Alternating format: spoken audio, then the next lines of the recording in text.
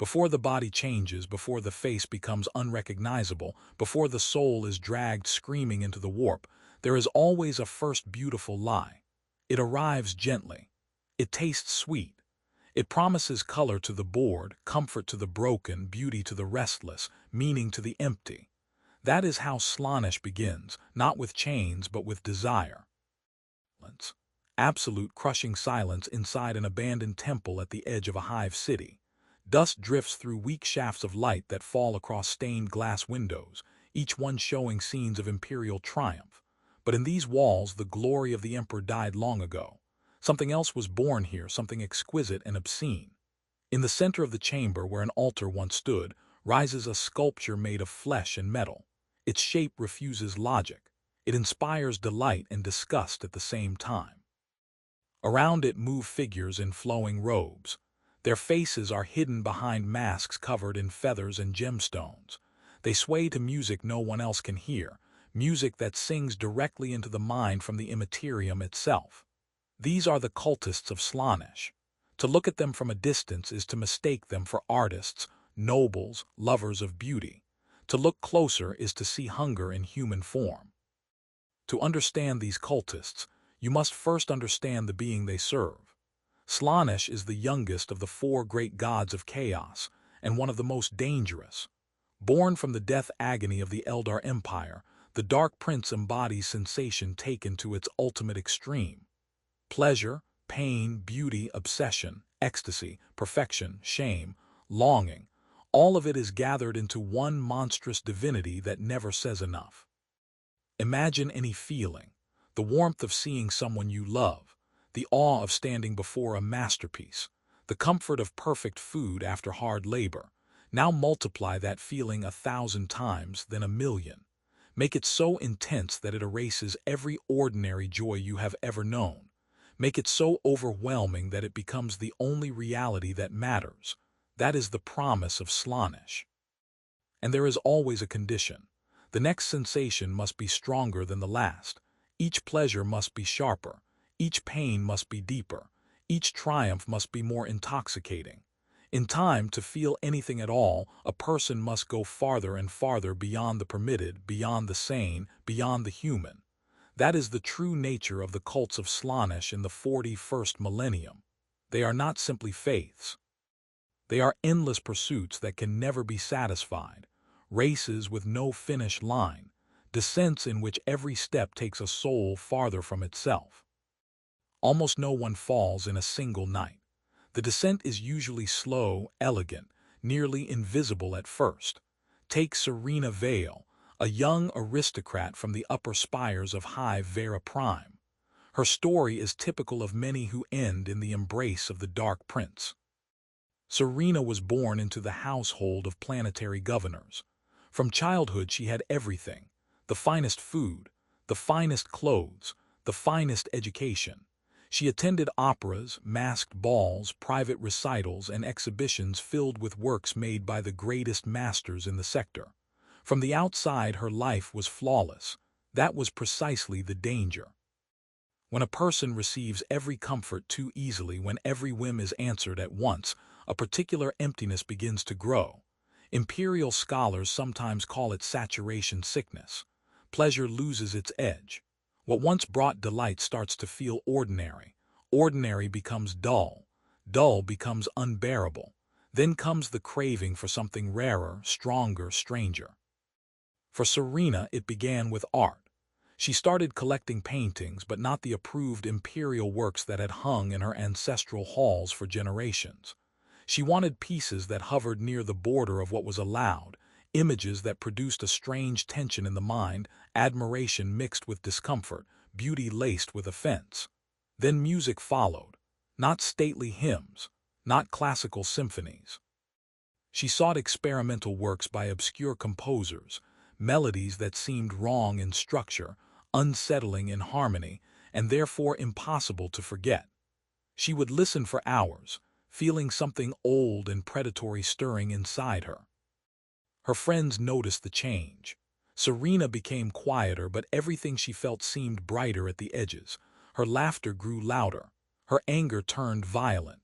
Her sadness became bottomless. Her emotions no longer flowed from one state to another. They leapt between extremes. That was when she was found, or rather when she found them. An acquaintance from the artistic circles of the Spire invited her to a private gathering and promised her true art. In a candle-lit chamber beneath the city, she saw the cult for the first time. They did not look like monsters. Many of them were beautiful. Their movements were graceful. Their voices were musical. They spoke about liberation from stale reality, about heights of sensation unavailable to ordinary mortals, about a life that was vivid instead of pale. They offered Serena what she had already begun to hunger for without admitting it to herself: intensity, brilliance, and the feeling of being truly alive. She believed them. The first steps into a cult of Slaanesh rarely appear evil. They look like salons devoted to philosophy and aesthetics. They look like rituals staged as theater. They look like meditations, breathwork, mental exercises, and harmless explorations of human potential. Everything can be justified. Everything can be given a fashionable explanation. That is the lie, sweet, soothing, and lethal. Each gathering is another step toward the abyss. The cult expands the boundaries of what its newcomers consider acceptable with exquisite patience. First, it may be a mild psychotropic offered as a tool for expanded consciousness. Then a ritual dance whose movements become more intimate and more provocative. Then the observation of acts that would be called indecent in any ordinary society. Then participation. Every time the line shifts. Every time what seemed unthinkable yesterday becomes routine today. It is like heating water around a living creature so slowly that it never notices the death rising through the temperature. Serena passed through each stage. She remembered the first time she tried Obscura, a narcotic favored by decadent elites across the Imperium. The effect was mild, almost gentle. A little euphoria, heightened senses, a fleeting feeling of unity with the universe. Nothing terrible, so it seemed. But Obscura was only the threshold. Stronger substances followed. Synthetic drugs brewed in clandestine laboratories. Chemical cocktails designed with one purpose only: to wring the maximum possible intensity out of the nervous system. Then came the true turning point: compounds infused with warp energy, substances that seemed to carry currents from the immaterium directly into the mind. After the first taste of such a drug, Serena was never herself again. She described it as touching the divine. The world shattered into impossible color. Every sound became symphonic. Every brush of air against her skin arrived as a wave of unbearable bliss. Time stopped behaving like time. Reality became fluid, obedient, almost holy. Then the high faded. The world returned, gray, dead, empty. From that moment on, all she wanted was to feel that state again. She was addicted, not merely in the bodily sense, though that was true as well. She was addicted in the deepest existential sense. She had become dependent on intensity itself, on the sensation that life was real only when it burned. Ordinary reality could no longer provide that. Drugs are only one road to Slaanesh. There are others just as treacherous. Consider Lucien Voss, a sculptor whose works once adorned imperial cathedrals. His path did not begin with narcotics or debauchery. It began with art, with the apparently innocent desire to create something truly beautiful. Lucien had always been a perfectionist.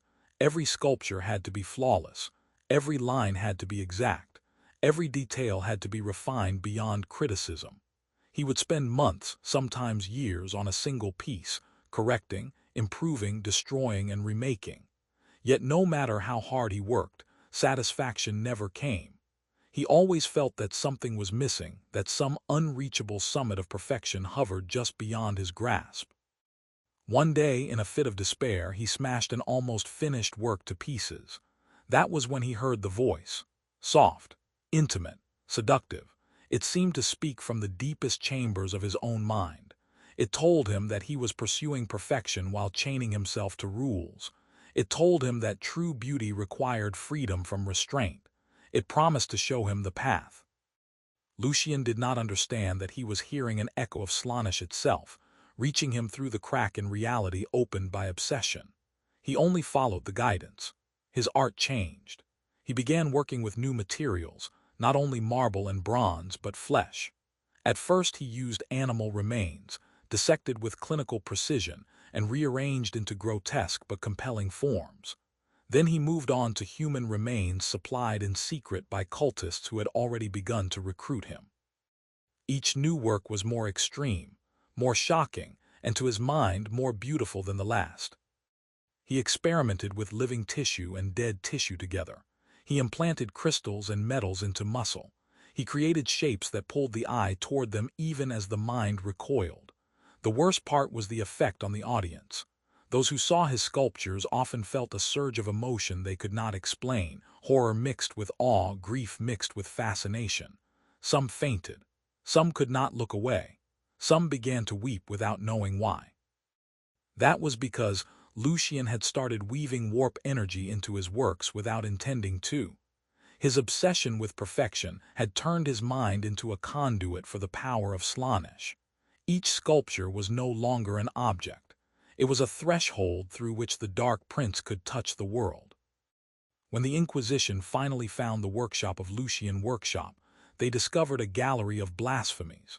Dozens of sculptures stood in the dark, every one an offense against nature and the emperor. In the center of the hall, the artist labored over his masterpiece, a living sculpture made from hundreds of intertwined bodies that still breathed, still suffered, still remained trapped inside his vision of perfection. Lucian did not resist arrest. He only smiled at his final creation and whispered that now he could see true beauty, that now he understood. He was executed the following day, but his works had to be destroyed through sanctioned rites rather than simple fire. They were too deeply saturated with warp corruption. Even after the cremation of the workshop, rumors persisted. People claimed that the site still produced sounds at night, hushed voices, distant sobbing, echoes of agony woven into the stone. His story reveals an important truth about the cults of Slaanesh. Not every path to the Dark Prince passes through the flesh. Any obsession can become a doorway. Obsession with art, obsession with knowledge, obsession with perfection, obsession with fame, obsession with power. Slaanesh is a god of extremes, and any extreme can become an offering. That is why the cult thrives both among the privileged and the desperate.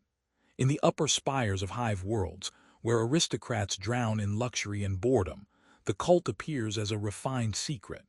It hides behind private clubs, artistic circles, philosophical salons, and exclusive revels. Its members are influential people chasing sharper thrills in lives already stuffed with excess. But Slaanesh does not disdain the underhive. In the depths, where people choke on filth, hunger, and hopeless labor, the cult offers escape, narcotics that erase pain, rituals that create an illusion of power, promises that one day the poor will rise above the misery crushing them.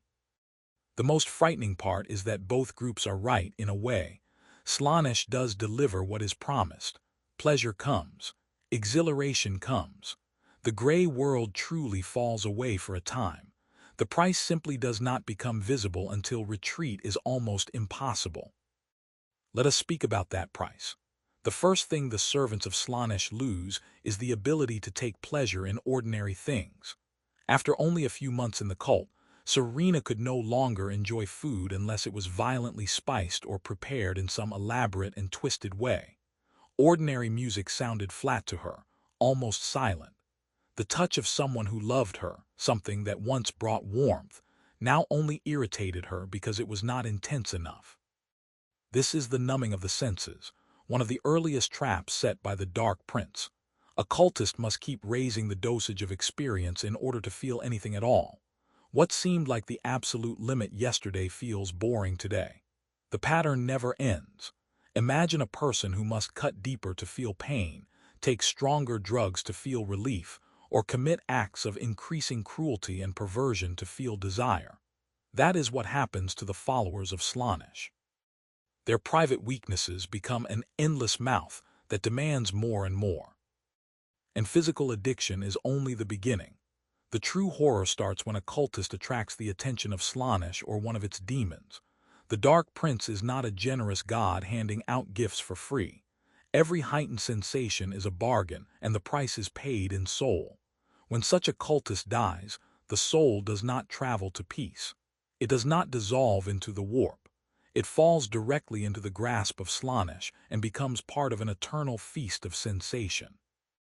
There the victim is played with forever, because the Dark Prince finds exquisite pleasure in a trapped soul that cannot stop feeling. For some, death is not even the end point of corruption. The most devoted and the most obsessed draw the notice of demons while they still live. That is when the mutations begin. And the mutations of Slaanesh are especially treacherous because at first they look like blessings, like improvements, like the fulfillment of desire. Take Alira Morn, a singer who had once been celebrated across her sector. Her voice was famous for its beauty. People claimed it could soften the hardest heart, but Alira wanted more. She wanted to sing so powerfully that people would weep from the first note, that the sick might be healed by her music, that enemies might be driven mad by it. The cult promised that this could be done. For once, the cult did not lie. After a series of rites in which warp taint was worked into her throat and lungs, the voice of Alira truly changed. She could sing at frequencies no ordinary human could produce. Her songs no longer entered only through the ears. They slipped directly into the minds of listeners and triggered visions, hallucinations, and states of ecstasy. But that was only the beginning. With every performance, her body changed further. Her throat widened and filled with ridges of cartilage. New vocal cords formed inside her. She could sing in several voices at once, harmonizing with herself in ways no natural singer ever could. By the end, she was no longer a woman so much as a living instrument. Her mouth stretched too wide. Her lungs swelled to monstrous capacity.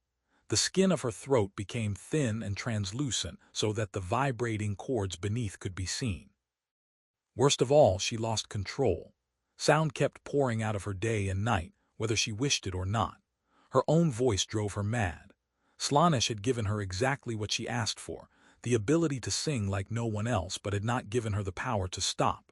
When the Adepta Sororitas finally found her, she could no longer speak in any human way. She could only sing, and her songs were so heavy with warp corruption that those who listened for too long died where they stood. The sisters had to use sealed ear protection and strike quickly. Afterward, they needed direct permission from a cardinal simply to authorize the execution of such a thing. Stories like that repeat across the galaxy.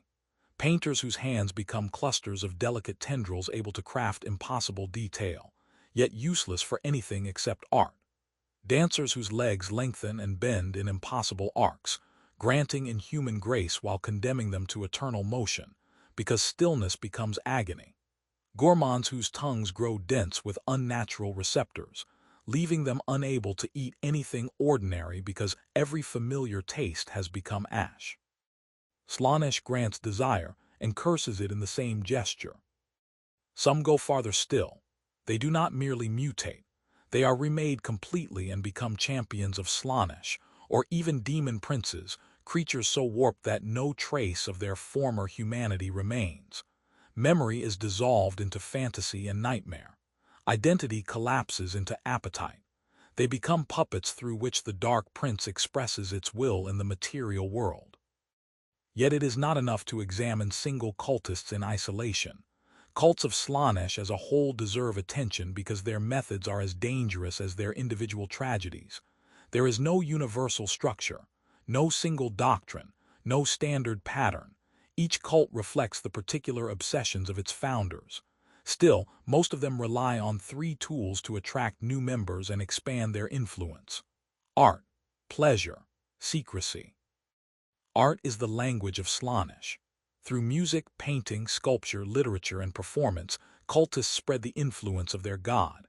They create works that enthrall, tempt, and awaken dark desires in the hearts of those who encounter them.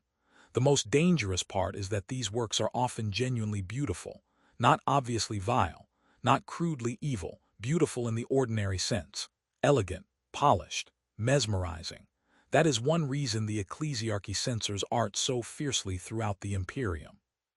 The boundary between inspiration and heresy can be thinner than a brushstroke. thinner than a single note sustained too perfectly. Pleasure is the bait. Cults host private feasts where narcotics flow, bodies are offered, delicacies are served, and every guest is told that judgment has been suspended. Pain can be forgotten there. Hunger can be forgotten there. Status can be forgotten there. At least that is how it feels in the beginning. In truth, every such gathering is a ritual. Each act of indulgence feeds Slaanesh. Each indulgence makes the participants more dependent, more willing to go farther next time for the next flash of ecstasy. Secrecy is the shield. Unlike the cults of Khorne, which may erupt into open violence, or the cults of Nurgle, which spread through plague and filth, the cults of Slaanesh prefer shadow. They disguise themselves as respectable institutions, artistic salons, philosophical societies, private clubs, charitable circles, circles of refined taste. Their members are often well-connected, sometimes powerful enough to evade normal justice for years. That is why the Inquisition fears them so deeply. Kill one leader and another appears. Burn one meeting place and the network survives. A cult of Slaanesh is not simply an organization. It is a web of personal obsessions tied together by forbidden pleasure. Consider the cult of the Crimson Lily on the hive world of Noxara. It survived for more than 2 centuries before the Inquisition finally managed to uproot it. Its exposure reveals just how deeply the influence of Slaanesh can sink into imperial society. The cult began as an innocent salon for aristocrats, a place where the elite of Noxara gathered to discuss art, literature, and philosophy. It was founded by Lady Chorus Raven, a noblewoman who officially claimed that she wanted to create a haven for intellectual exchange. In truth, she was already devoted to Slaanesh. The salon was bait. Her goal was simple: identify receptive minds among the upper classes and convert them slowly. The process was subtle. At first, the salon truly did host harmless conversation. Guests discussed books, listened to music, studied paintings, but Chorus chose every piece with care. Books that raised provocative questions about morality, music with slight dissonances that unsettled the mind, paintings that hovered just on the edge of indecency. Over time, the conversations grew bolder. One guest would remark that imperial restrictions on art were too severe. Another would agree that true beauty often lay outside what society called proper. A third would praise ancient civilizations that had supposedly risen to greatness because they dared to explore the forbidden. Chorus never preached openly. She only guided. She asked the right questions.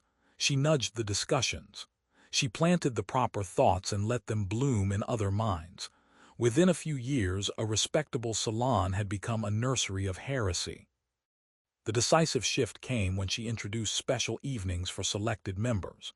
These meetings took place in a hidden cellar beneath her estate, decorated to inflame the senses. Soft light, rare incense, luxurious fabrics, exquisite foods, drinks laced with mild psychoactive compounds. In that underground chamber, the boundaries of decency were eroded by degrees. First, conversation grew more explicit. Then performances appeared that would have been called indecent anywhere above ground. Then direct participation in acts that would have led to immediate arrest outside those walls. By the time the guests understood that they had entered a cult, it was already too late. They were bound together by secrets and by a growing dependence on sensations they could experience nowhere else. Many tried to leave. Most found that ordinary life had become intolerably gray. They came back, again and again, sinking deeper each time. Across 200 years, thousands passed through the hidden rooms of the Crimson Lily. Planetary governors, senior officials of the administratum, commanders of the planetary defense forces, even priests of the ecclesiarchy who had fallen from grace. The cult became a shadow government on Noxara, shaping decisions that were officially made in legitimate halls of power. It was exposed almost by accident. Inquisitor Verena Drake of the Ordo Hereticus had been investigating an unrelated trade in Xeno's artifacts when she traced one dealer to a member of the Crimson Lily. Under psychic interrogation, the smuggler revealed the cult. What Verena saw in his memories was enough to make her request immediate reinforcement. The purge that followed was bloody. The Inquisition moved with speed, and mercy had no place in its methods. Known members were arrested across the hive, but the operation proved more difficult than expected because many of the accused occupied such high positions that other powerful figures tried to shield them.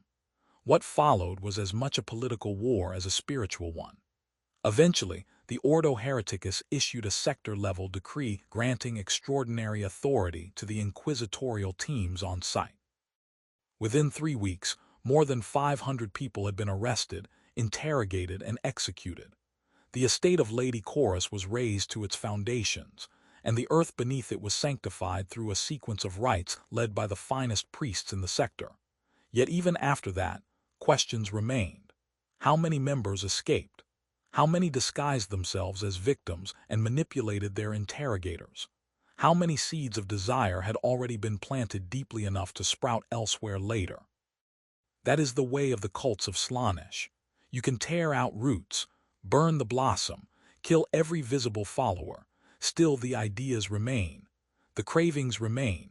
Somewhere in the depth of a human mind, a whisper survives and says that life could be richer, sweeter, sharper, more alive. The rituals of Slaanesh vary wildly, but they share a common logic. If corn is fed by bloodshed and Nurgle by decay, then Slaanesh is fed by intensity. The ritual must strike as many senses as possible at once. Sight, sound, scent, taste, touch. And always there must be a transgression, something shocking or forbidden that pushes the experience beyond the ordinary. One of the most infamous rites is known as the Symphony of Flesh. It requires victims, and the more victims there are, the better. These victims are not merely killed. They are handled by cult specialists, sometimes called surgeons of sensation or masters of pain. They are a grotesque imitation of imperial medics. They study anatomy, not to heal, but to know exactly how to inflict maximum agony without bringing swift death. They know which nerves are most sensitive. They understand how to prolong suffering for hours or even days. During the ritual, the victims are tortured systematically. But it is not random brutality. It is choreography. Every scream is treated as a note in an obscene composition. Every spasm of pain is part of a larger harmony. Cultists work in sequence, in rhythm, shaping torment into performance. They often flood the victims with psychoactive compounds that magnify pain many times over while preventing unconsciousness. The victims feel every second with crystal clarity. Why such cruelty? Because intensity is what feeds the dark prince. It scarcely matters whether the sensation is called pleasure or pain. Strength is all that matters, and pain driven to the absolute edge of endurance is among the strongest sensations a mortal body can produce. The cultists themselves do not remain outside the process. Through warp-tainted bonds they feel echoes of the victim's suffering, and those echoes arrive as delight. The more the victims suffer, the more ecstasy the cultists experience. By the end of the rite, which may last days, the victims are dead or ruined beyond mercy, and the cultists tremble in what they call revelation, their minds ringing with the aftertaste of Slaanesh. Another common rite is the mirrored dance. It is founded on the belief that Slaanesh rules not only pleasure but perfection. The dancers aim to reach such total synchronization that the performance tears the veil between reality and the warp. To do that they dance for hours, days, sometimes weeks without rest. They use stimulants to remain awake, pain suppressants to ignore the damage spreading through their bodies, hallucinogens to remain in trance. Eventually the dance becomes their entire existence. And sometimes, horribly, it works. Witnesses have described moments when the dancers moved in such absolute harmony that the air around them began to warp. Through the moving bodies onlookers glimpsed another realm, the domain of Slaanesh, full of impossible colors and impossible forms. At times the breach widens further and demonettes cross through, drawn by the terrible beauty of the dance. Then the ritual becomes an orgy of violence and flesh in which the boundary between dancer and demon collapses into meaninglessness. Those who survive such a rite are never the same. They have felt what they believe to be divine contact, and the rest of their lives becomes one long attempt to return to that moment. Not all rites are so openly bloody. Some are subtler and in many ways more dangerous. There are cults that practice what could be called the poisoning of the soul. Their rituals require neither victims nor dance. They work through words, ideas, and slow changes in moral perception. These cultists often serve as teachers, confessors, advisors, or fashionable intellectuals. They seek out people already burdened by doubt, frustration, or disappointment, and begin by asking reasonable questions. Must service always mean suffering? Does the emperor truly desire misery? Is it wrong to seek joy in a grim world? At first those questions sound harmless, even humane, but one question leads to another. If joy is good, perhaps the Imperium is too strict. If the Imperium is too strict, perhaps its moral laws are merely tools of control. If that is true, perhaps happiness can be found beyond the boundaries of approved doctrine. By the time the cult offers a genuine alternative, the target has already walked most of the road. All that remains is the final step across the threshold. That is why Slaanesh is perhaps the most cunning of the Chaos gods when it comes to seducing mortals. Khorne promises strength through rage. The bargain is brutal but obvious. Nurgle offers release from fear through surrender to decay. It is hideous but honest in its own diseased way. Tzeentch promises change and knowledge. That path is dangerous, but few mistake it for innocence. Slaanesh is different. Slaanesh offers what every living thing already wants: happiness, beauty, relief from pain, freedom from fear. A life filled with color instead of drudgery. Who refuses such an offer before the trap has closed? Only when escape is no longer possible does the victim understand that the pleasure of Slaanesh is not freedom at all. It is a new prison, and a crueler one than the first. A prison of endless pursuit, in which nothing fully satisfies and every satisfaction expands the hunger it was supposed to ease. Let us return to Serena Vale. After 5 years in the cult, she barely remembered the woman she had once been. The aristocrat of the upper spires seemed to her like a stranger from another lifetime. Now she was known only as the priestess of Crimson Reveries, one of the higher members of the cult, and a leader of its most important rites. Her body had changed. Her skin had taken on a pearly sheen that shifted color with the light. Her eyes had become entirely black, with no whites and no visible pupils, yet she could see better than before, even in total darkness, even through some walls. Her fingers had grown long and impossibly flexible, allowing her to create delicate works of art that mesmerized and horrified in equal measure. But the most terrible change was inside. She no longer felt anything in an ordinary human way. Pain did not trouble her. She treated it as an interesting sensation worthy of study. Joy no longer satisfied her. It was merely another point on a spectrum that had to be pushed farther. Even fear had lost its bite. To feel anything real, she needed more extreme and more terrible experiences. She experimented on her own body with surgical tools, warp-tainted drugs, and direct contact with demonic beings. Each time the threshold rose. What had given ecstasy yesterday became dull today. What would once have seemed an unspeakable extremity became routine. In rare moments of clarity, when the drugs weakened and the afterglow of ritual faded, Serena saw what she had become and recoiled from it. Yet she could not stop. The alternative, returning to a life in which nothing could be felt, seemed worse than any price. Her end came suddenly. During one ritual she attempted to summon a keeper of secrets, a powerful demon of Slaanesh. Something went wrong. Perhaps she spoke the invocation imperfectly. Perhaps the demon judged her offering insufficient. Perhaps the Dark Prince simply decided that the debt had finally come due. The demon manifested, but instead of serving Serena, it turned on her. In seconds her body was torn open by its claws and her soul was ripped from the ruined flesh into the warp.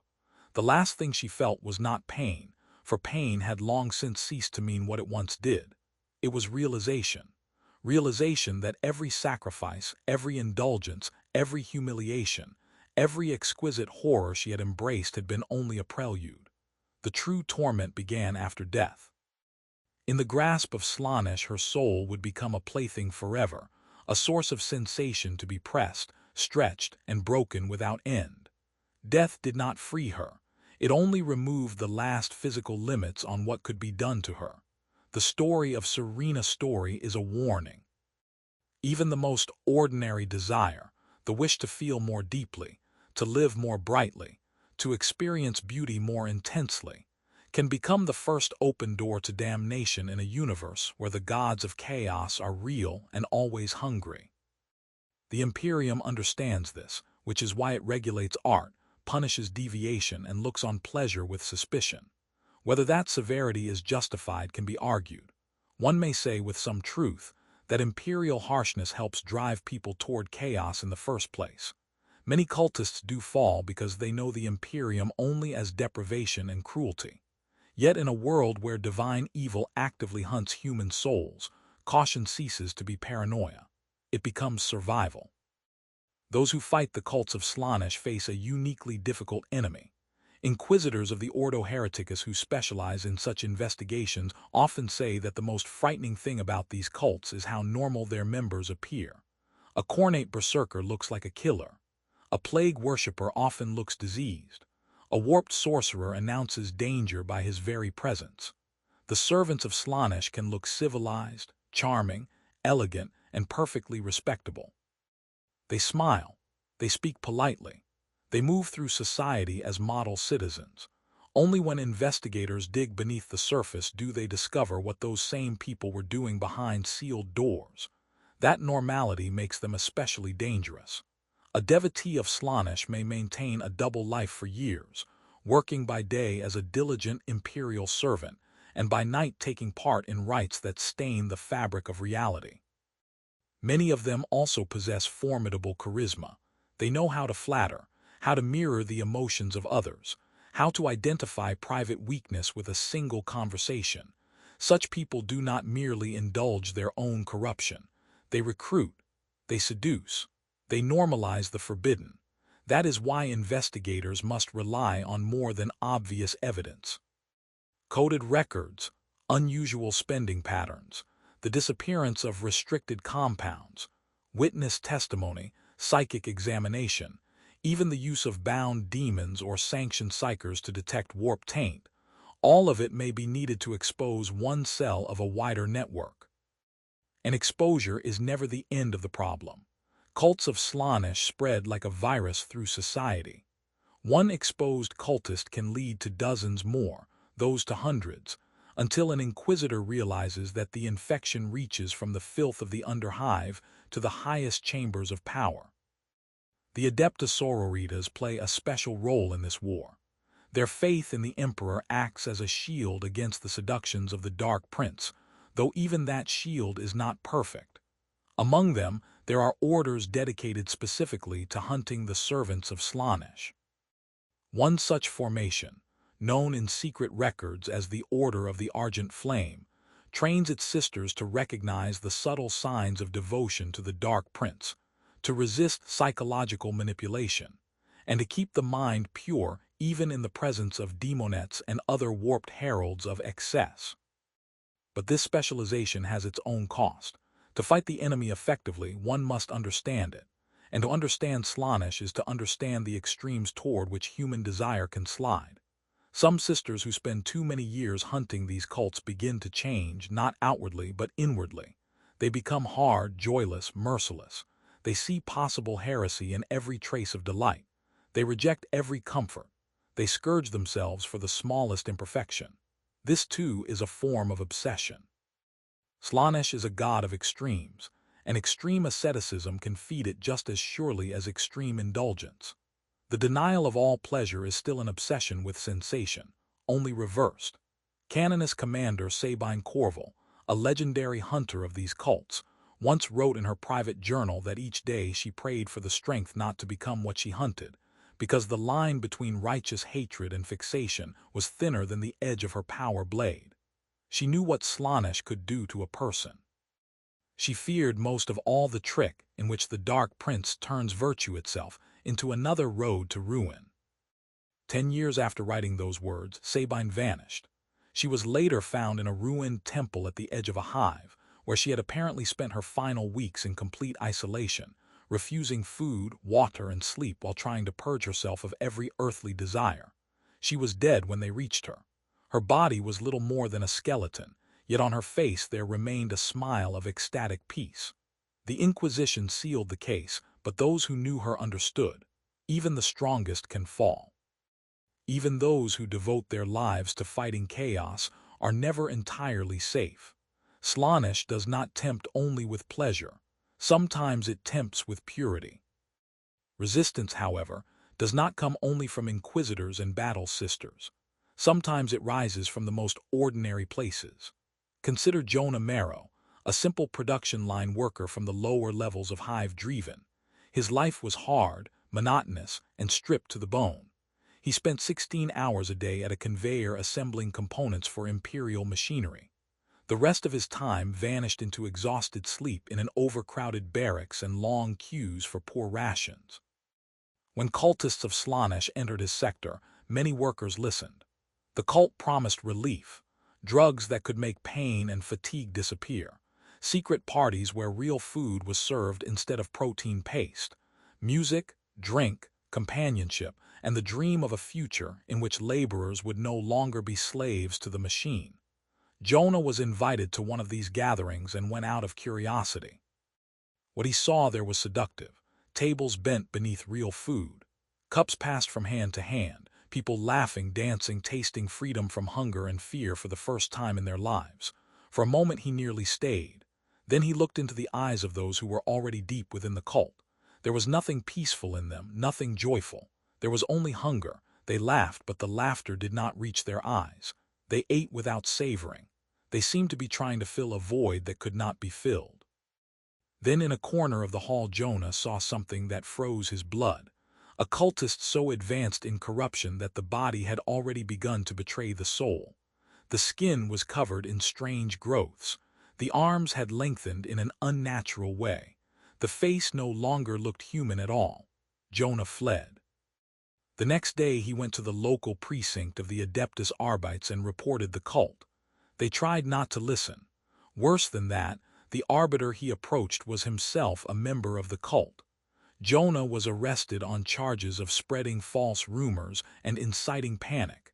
He was meant to be executed the following morning. Jonah survived by chance. An inquisitorial team happened to be operating in the hive on an unrelated investigation. One of the agents heard about the strange arrest of a worker who had accused imperial officials of heresy. Usually such cases were ignored. Accusations against authority were common among the desperate, but something about this one prompted a second look. Jonah was released, and his testimony led to the exposure of one of the largest Slaanesh cults in the sector. The infection had spread not only through the labor force, but into the Adeptus Arbites, the local militia, and the hive administration itself. The purge that followed was savage. More than 3,000 people were arrested. Half were executed after accelerated trials. The rest were shipped to penal camps or thrown onto the deadliest fronts of the Imperial Guard as expendable troops. Jonah lived. More than that, the inquisitor leading the operation, Garin Pyre, was so impressed by the resolve of an ordinary laborer that he offered him a place in his retinue. Jonah became an agent of the Inquisition, specializing in infiltration among the lower-level cults of hive worlds. His story became a quiet legend among those permitted to know it. A man with no rank, no wealth, no special power, and no psychic gift had resisted the temptation of Slaanesh through nothing more glamorous than plain human decency. When people later asked him how he had held fast where so many others had fallen, he answered simply. He had seen the price. He had seen what the cultists were becoming, and understood that no pleasure was worth losing the thing that made a person human. Stories like that of Jonah matter, because they remind us that the war against chaos is not fought only by heroes in armor. Every citizen of the Imperium, from the highest noble to the lowest laborer, makes moral choices every day. Sometimes those choices save thousands of lives. Still, not every story ends that way. For every Jonah Marrow who stands firm, there are hundreds, perhaps thousands, who fall. The temptation of Slaanesh is real. It is powerful because it works directly on the deepest desires of the human heart. In a universe where most lives are filled with labor, fear, deprivation, and grief, the promise of a better world is almost unbearable in its appeal. Slaanesh does not offer pleasure only to the rich who are bored by abundance. The Dark Prince offers escape to the poor who are crushed by despair. It offers significance to those who feel invisible. It offers beauty to those buried in ugliness. It offers belonging to those who have none. To understand the threat completely, one must understand the psychology behind the fall. The first factor is gradualism. Almost no one wakes one morning and decides to become a chaos cultist by evening. Corruption happens inch by inch. Each step feels small, justified, and temporary. First comes curiosity about forbidden art, then a harmless experiment with a mild narcotic, then a questionable party, then a secret that must be kept. Each time the person tells himself that control remains intact, that stopping will be easy, that he is not like those other people who went too far. This is the classic logic of addiction. The second factor is social pressure.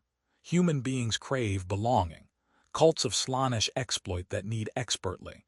A recruit is welcomed, affirmed, praised, and told that he is finally understood.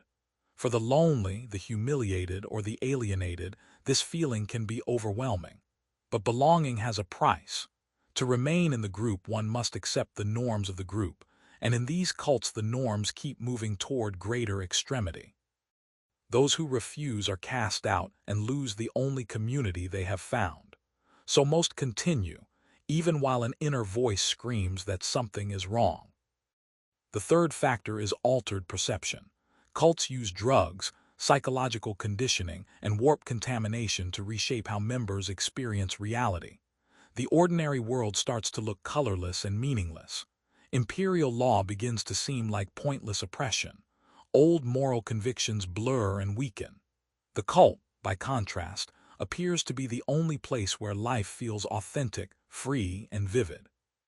Of course, that is an illusion, but it is an illusion supported by chemicals, by group reinforcement, and by actual damage done to the brain and soul. Fourth factor is despair. Many people do not come to Slaanesh out of excess but out of lack. They are not chasing more because they are greedy. They are running toward anything because what they already have is unbearable. Look at the lower levels of the hive, where life is a daily fight for survival, where violence, disease, and hunger are constant companions, where children are born into the same misery that destroyed their parents. For such people, the cult offers not luxury, but escape, a moment without pain. A ritual that creates the illusion of agency in a life stripped of control. A promise that in the realm of a new God they will finally receive all that was denied to them here. From the standpoint of imperial law, heresy remains heresy regardless of motive. From a human standpoint, this is tragedy. It is the tragedy of people so desperate that they will hand their souls to demons for one moment of relief. And perhaps that is the darkest part of the whole matter. Slaanesh thrives not only on human weakness, but on human suffering. The worse people live, the more vulnerable they become. Misery becomes fertilizer for corruption. What can be done against that? The official imperial answer is familiar. Vigilance, purges, censorship, and ruthless extermination of any sign of heresy. This works to a degree. Thousands of cults have been discovered and destroyed. Millions of cultists have been executed. But it fights symptoms more easily than causes. As long as the conditions that make people vulnerable remain in place, crushing poverty, merciless exploitation, a lack of hope, the cults will continue to return. Some more thoughtful inquisitors understand this. They attempt to work on the roots as well as the outbreak. They improve living conditions in districts where cult activity is strongest. They permit lawful art and lawful recreation that can satisfy human hunger for beauty without opening the door to chaos. They even try to rehabilitate early-stage converts before corruption becomes irreversible. Such approaches often meet resistance. Many in the imperial hierarchy believe that any concession to comfort breeds weakness, that suffering hardens virtue, and that severity is the only reliable foundation of order. Perhaps they are right. Perhaps in the universe of Warhammer 40,000 there is no room for softness. But if that is true, then the whole situation is not merely tragic. It is cosmically tragic. Survival itself becomes one more engine driving souls toward damnation. So let us end where we began, in the abandoned temple where the cult of Slaanesh conducts its rite. Imagine yourself standing in shadow and watching. Around the altar of flesh and metal, you see people who were once ordinary citizens of the Imperium, laborers, clerks, artists, soldiers, officials. People who once had hopes, families, ambitions, routines. Now they circle the altar in fevered devotion. Their voices rise in ecstatic song. Some have already begun to mutate. You see extra limbs, distorted features, skin tinted in impossible shades. In that moment they are happy. Under the influence of narcotics and warp energy, they feel more alive than they ever did in ordinary life. They feel connected to something larger than themselves. They are experiencing an intensity most people never even imagine. But you know the truth. Every moment of that ecstasy is taking another fragment of their humanity.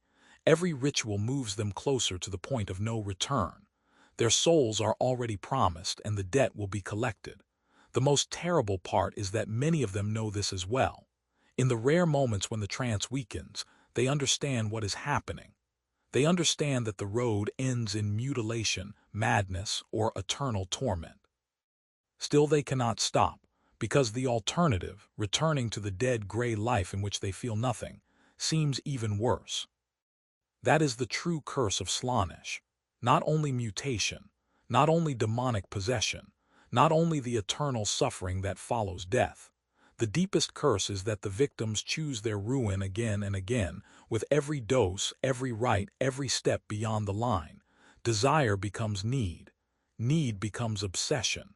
Obsession becomes the only reality left. And in a galaxy filled with pain, loneliness, and exhaustion, there will always be someone ready to believe the whisper that offers one perfect moment in exchange for everything. Slaanesh speaks of fulfillment and gives only greater hunger. It speaks of perfection and destroys whatever made the victim human. In the grim darkness of the 41st millennium, where hope is scarce and joy is thin, the temptation to forget everything and sink into ecstasy is unimaginably strong. But the price of that ecstasy is not merely life. It is the soul. No moment, no matter how beautiful, is worth that cost.